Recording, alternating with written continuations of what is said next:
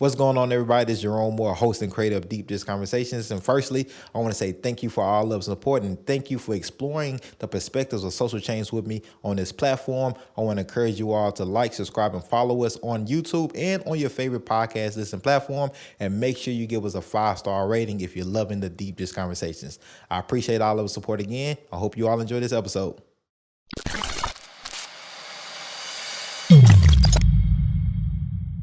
Hello, everybody. I'm Jerome Moore, host of Deep Dish Conversations, and today's guest, we have the wonderful, the amazing, the beautiful outside and inside, Jackie Sims. Jackie, how you doing today? I'm doing good, Jerome. I'm doing good. It's good to have you here. I'm excited about this conversation. You're originally from Philadelphia, Philly. West Philadelphia. West Philadelphia. Born and raised. To be specific, West. So, are there any other people that we may know about that comes out of West Philadelphia? Because there's a lot of people we know that come from Philadelphia, but what about West Philadelphia? Outside of yourself. Yeah. Oh, I don't know. Who else? I don't think Patti LaBelle was West Philly.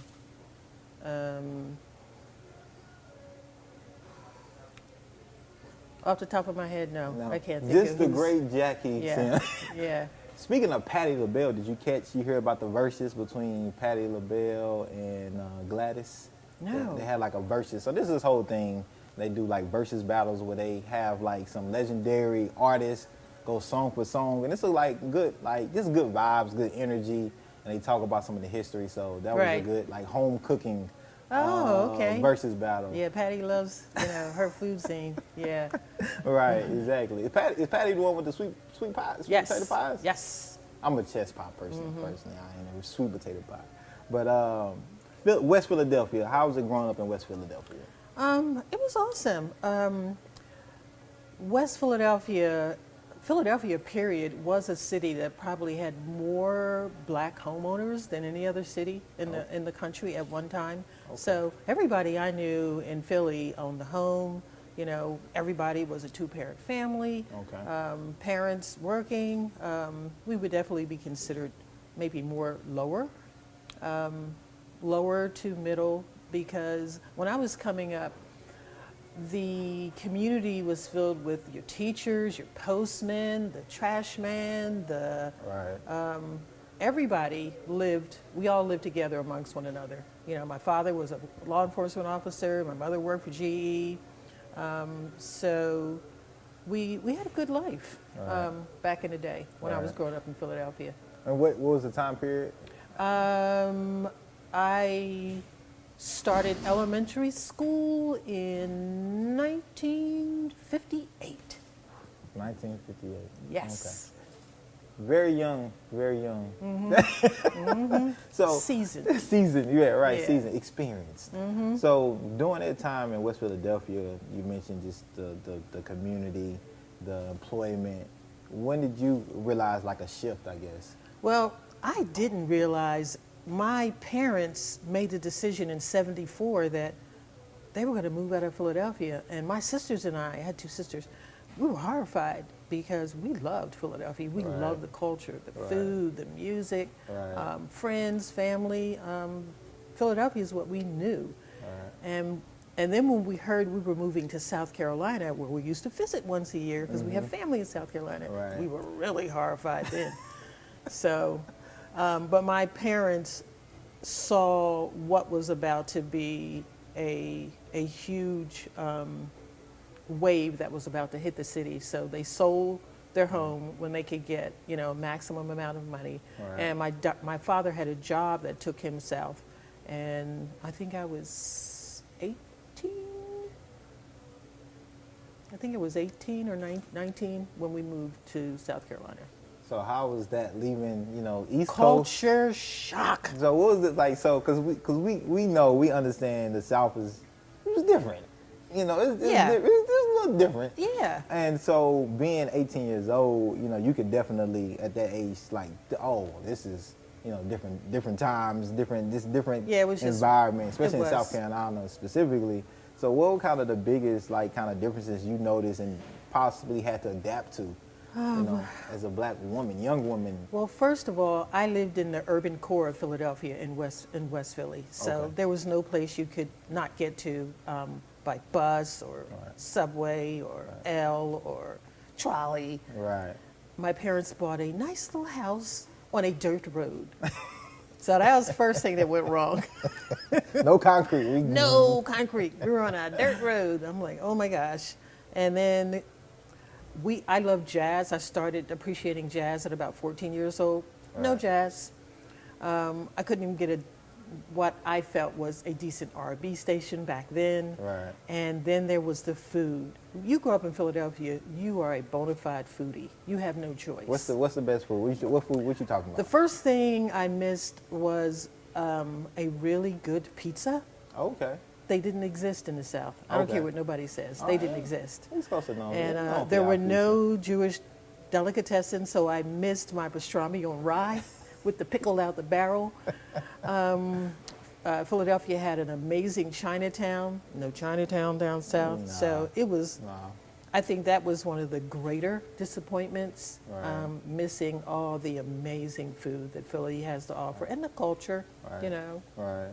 So now, are you telling me? Are you saying that East Coast has better food than the South? You gotta understand, everybody from the South, I mean, everybody in Philly was from Georgia, right. South Carolina, Right. Virginia. Right. So we were eating the same food. Right, You know, I okay. grew up eating chitlins Right, and you know, the right. whole 9 yards. Right. Yeah. I'm a chillin' eater myself. Yeah, Real well, I don't country. touch them now, but you know, my daddy made them every New Year's. Ah, yeah, that's New Year's, Christmas. You got Yeah. how Thanksgiving. You only gonna have them once, maybe if you're lucky. Once a year, that's all we have. Twice, if you're lucky. But maybe if you're lucky, maybe once a year, like you said. Yeah, once a They're year. cleaning and who don't nobody want to do that. No, we left the house. We would go to the movies 'cause you could see a double movie back then. And so, yeah, ain't no double movie now. Nah. Barely one No. now. So, from West Philly to South Carolina, what would your friends say about you growing up, like in either city, West Philadelphia or South Carolina, like a young Jackie? Well, in Philadelphia, I think a lot of friends would be shocked that I have acclimated so well to the South. I love the South. I really didn't build relationships in South Carolina until I was on the other side of early 30s, because I was in undergrad and graduate school in Huntsville, Alabama. Okay. So I lived in Alabama in Huntsville for 10 years, and then I came back to South Carolina, and I was in graduate school then, got married, children, and stayed in South Carolina for 25 years. That's a long time. Yeah. What? So one would say you like South Carolina for stayed there for 25 years. Well, I was there whether I liked it or not. Yeah. Well, how was your time in Huntsville, Alabama? Huntsville was interesting. Huntsville was completely concentrated around the undergraduate school that I went to, which was Oakwood University. I was raised a Seventh-day Adventist. Okay. And then I went to Alabama A&M for grad school. Okay. So my life basically existed on one campus or the other. Although I Okay. lived off campus, I really didn't get into Huntsville, Right. itself, the city. Right. Yeah. What life changes, experiences did you have or did you encounter that helped you grow as a person during those times in Huntsville, if any? Huntsville was, this is kind of sad to say, but Huntsville really began to teach me about racism. Because growing up in Philadelphia, Not Huntsville, Alabama. Huntsville, Alabama, No, man. not Alabama. Teach you about race? No Yeah. way. Yeah, because Philadelphia is very separate. Right. Everybody lives in their own community. Italians live here, black folks live here, upper middle class people live somewhere you don't even know where they are. Right. Irish live here. So everybody had their spot. And, Right. and those are the people that you interacted with on a daily basis, except if you went downtown to shop. Right. Huntsville, I remember one day I was walking down a main thoroughfare, and I think I was going to the mall, and a car drove up close to me and bombed me with some raw eggs. What? I thought I had been shot. Wow. And I was, I was like horrified. Right. And I really couldn't understand why that happened. Right. When I went back to campus and talked to one of my professors, he began to give me a education real quick. Right. And by the time I got to my junior year, we started going to Atlanta. Right. And we would drive on those back roads going through Scottsboro. Right. And Rome, Georgia. And we also got an education on how careful we needed to be driving Right. through those back roads. I never told my parents that I went through those back roads to get to Atlanta. And that was like 73. Wow. So Atlanta was just really integrating, Right. The school system and a Right. lot of things. But growing up Adventist, I also went to a Seventh-day Adventist boarding academy. Okay. And we lived on campus. Okay. And we were all black. Right. And then going to an all black university, which Oakwood was. Right. And growing up in Philadelphia, West Philly, which was predominantly black, at least my community, I didn't have a lot of interaction with white folk. Right. I just really didn't. Right.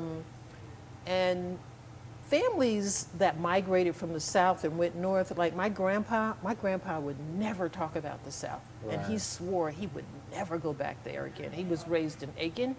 And my dad came from Union County, South Carolina, which is right outside of Spartanburg County, where I lived for 25 years.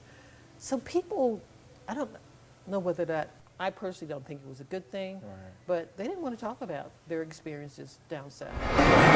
Please join us for Deep Dish Conversations. Follow us on Instagram and YouTube, and please check out Gino's Pizza. So how did you do a lot? So how did you get from where you started to where you are now? What is that story? Okay, well, I jokingly tell people that the Lord threw me out of South Carolina. Okay. All doors just slammed shut in my face. And one thing that I still pray to this day, if I'm traveling down the wrong road or I'm doing the wrong thing, Lord, stop me, because you know how I am. Right. I'll keep going and keep doing it. I have workaholic tendencies in me. So I came to to Tennessee from South Carolina because I had family here. My sons were both at Fisk. Okay. My mom and dad were here, and my sister, she'd been here since 1992. Okay. So she was well established in the community. And they had been wanting us to move anyway, so I packed my daughters up and cats and dogs. And we came to Nashville in 2008. Okay. And I had no job or no home. When I registered my daughter in school, I realized that I was legally homeless, because I was living with family and I wasn't working. So I'm like, wow, I'm homeless, okay.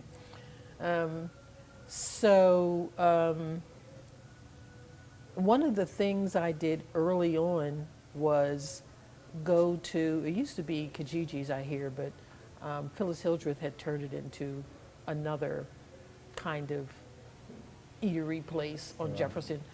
And they had a coffee club meeting on Thursday mornings, networking. I said, well, this is how I'm going to learn about Nashville. I'm going to network. Right. I knew how to network like a fat rat in South Carolina. Right. That was a part of my job. So I just started meeting people and collecting cards and talking to folks, asking questions. And after that, it was time for me to start volunteering. Right. So I started to volunteer. And my prayer was to open the right door for me, because I didn't know what I was going to do. I didn't want to practice again as a mental health professional, because for me, because of some experiences I had in South Carolina, that would be a burden. It was a burden I didn't want to take on, other people's stuff. I didn't want to deal with other people's stuff, not that way. Right. And so, and I was just waiting for the right door to open, volunteering. And I started out with sharing her to jump Okay. because she came to the coffee club meetings a lot, got to know her. And because of where her office was, I soon met Keith Caldwell. Okay. And then I got involved with Tennessee Alliance for Progress. And the whole time I was meeting people, I was learning because I had never been in like the organizing community where people are doing social justice stuff. Right. That was new to me. I only organized with government entities and nonprofits, and we did all our collaborating around crime victimization. That's the Right. population I serve, victims of violent crime. And so I was meeting a whole new bunch of folk doing stuff that was interesting, exciting, but it was really foreign to me. Right. And then Keith introduced me to Dr. Lawson, Okay. Dr. James Lawson. And I knew then that my whole life was going to change. And that I had found the work that I was going to do, this organizing thing, you know. And so I sat under Dr. Lawson for a solid year, and I literally began to redefine myself as a Christian Right. through this work in community with and for my brothers and sisters. And so Christianity looked different to me. It was no longer about sitting in pews, Right. you know, and showing up looking cute, Right. you know, and then going home and back to business as usual. I knew that I was going to have a life of service, Right. and it was going to require sacrifice. And I Right. was ready to make the sacrifice. So for the first 5 years, although I was in and out of a few nonprofits trying to get a good feel for the city, most of my work was volunteer work. Right. But I strongly depended on the Lord to sustain me because I knew this is where He put me. Right. So, you know, my feelings were, well, if this is what you want me to do, you know, you are my only partner and you have to take care of me Right. and my kids. Right. And He was faithful, absolutely, completely faithful. So, What was the biggest challenges, hurdles like during that time? you know,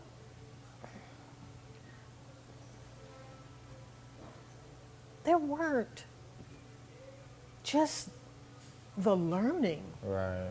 You know, I was learning so much that was new to me. Right. I remember when I met Clemmy Greenlee, and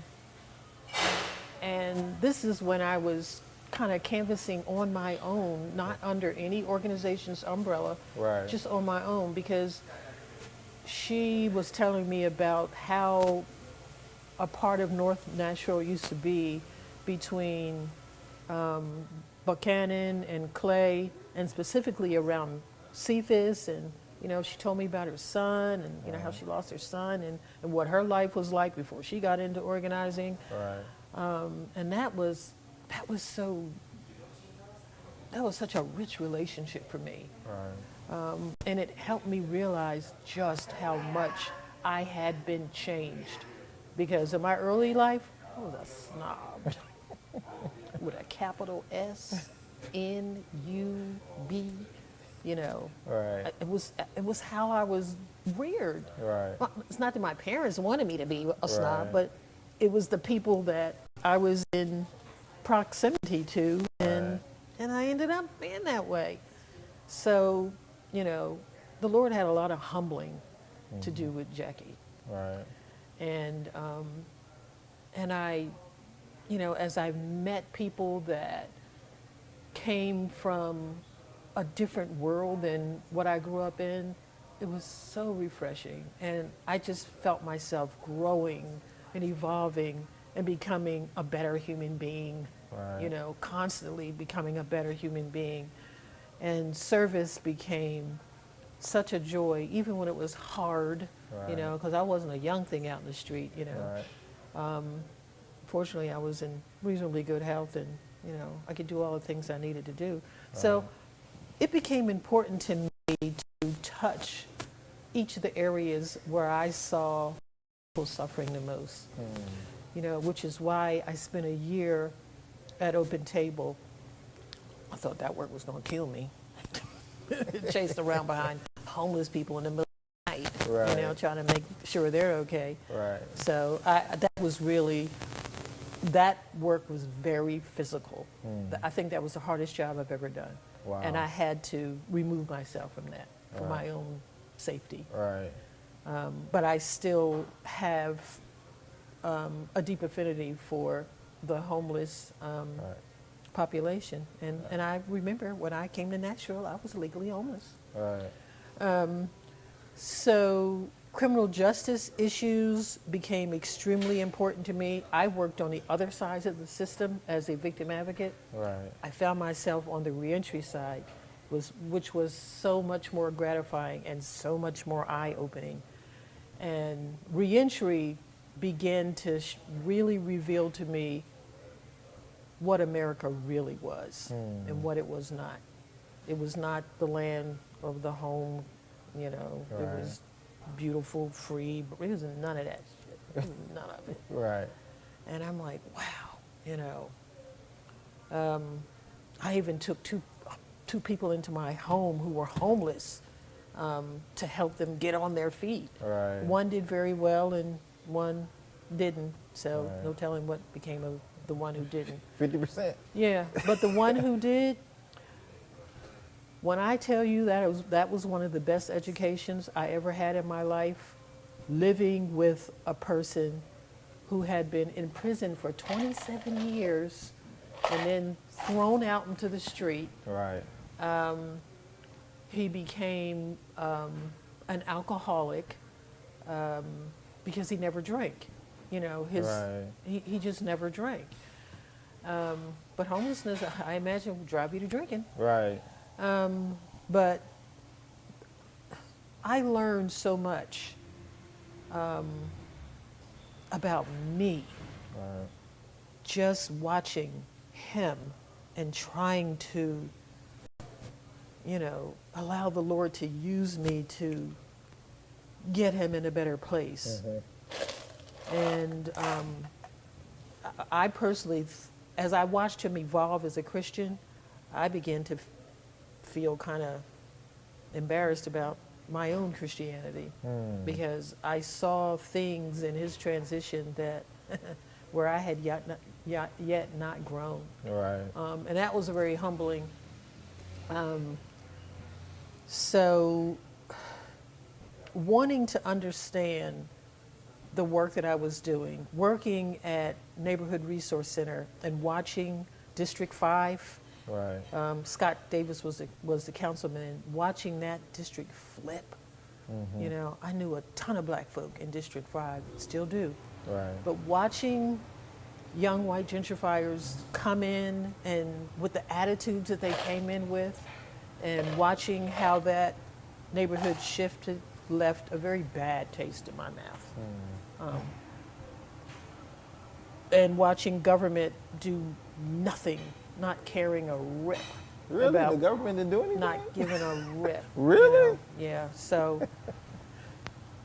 I don't know. This is, you know, the more I learn, the more I want to learn. The more I experience, the more I want to experience.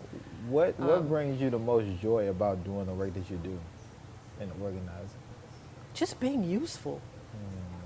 You know, my continuous prayer is, Lord, put me to use. Right. You know, whatever gifts, whatever talents, whatever strengths, whatever you gave to me, you didn't give it to me for just because. Right, You know, right. I live and breathe on planet Earth. You Right. gave it to me to use. So Right. show me how to use it. So what's the next steps for you in the community as far as organizing, next big project? What do you see yourself being useful and going forward? Well, I've gathered a lot of expertise in housing as lead organizer with PATH. Right. And I'm going to continue to grow that and hopefully help change in any small way the housing crisis that does exist here in Nashville, especially for people of color. And working with the Nashville People's Budget Alliance, they're a very radical group. And what I'm finding is I'm far more radical than I realized. I've always been someone that kind of went against the grain. I Rebel. Yeah, I guess that's always been in me. Right. You know, that's just who I am. So I understand where the young adults that I work very closely with are coming from. Right. And I try to, I don't want to be that older person that thinks they know everything, because I don't. Right. I'm the first person to say that I don't. But I try to be that person now that can offer some wisdom, because I do think that is one of my strengths. Okay. I do have wisdom.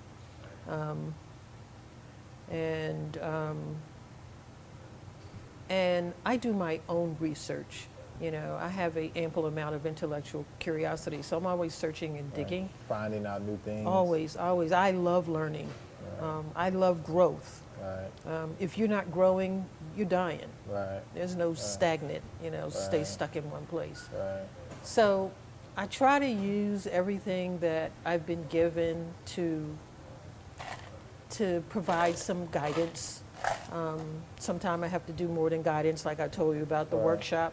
I had to very diplomatically take it over. Right. Because they were like, "Oh Lord, help! Right. I gotta do something here." Right. So I just trying to be useful. Right. In this organizing space, and using the benefit of all the decades that I've been on planet Earth, the experiences that I've had, the good, bad, and ugly. Right. I could never be in a position to judge another person. Right. As a mental health professional, I understand a lot about why people do the things they do. And, so for as long as I'm living and breathing and I can get these 2 legs and 2 feet going, and my brain still works, I'm going to I hope I will keep growing. How can people contact you if they want to get involved in the thousands of things that you're doing here in Nashville? How can people contact you? What is the best information to get in touch with you? Or best thing is just to take my regular Gmail, because I use that most of the time anyway. And that's Jackie Paul Sims. I'm a 1M Sims at gmail.com. Twitter, Facebook. I'm trying to I have a Stick to the Twitter page, stick to the but Gmail. I don't. Yeah, stick to the Gmail, or you can text me 615-679-8388. I always, respond to my texts, and I always respond to, my Gmail. Okay. I peep at my Facebook, and then I get off. My Twitter, even less, and I don't do Instagram at all. But my daughter said she's going to get me there. But my fear, it will take up my precious time and lessen the things that I deem more valuable. Well, that's Jackie Sims. I appreciate your time, Jackie. You enjoy the pizza? Yes, Good. absolutely.